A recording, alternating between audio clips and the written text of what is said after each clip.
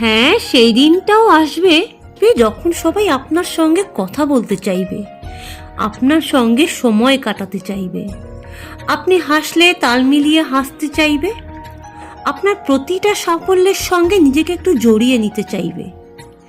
সেদিন শুধু মুচকি হেসে ফিরে দেখবেন আজকের দিনটা।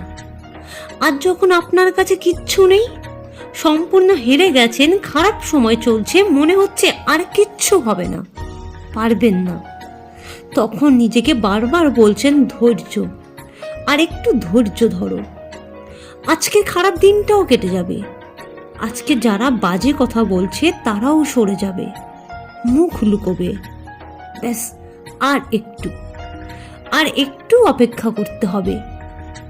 সেই ভালো দিনটাও একদিন আসবেই।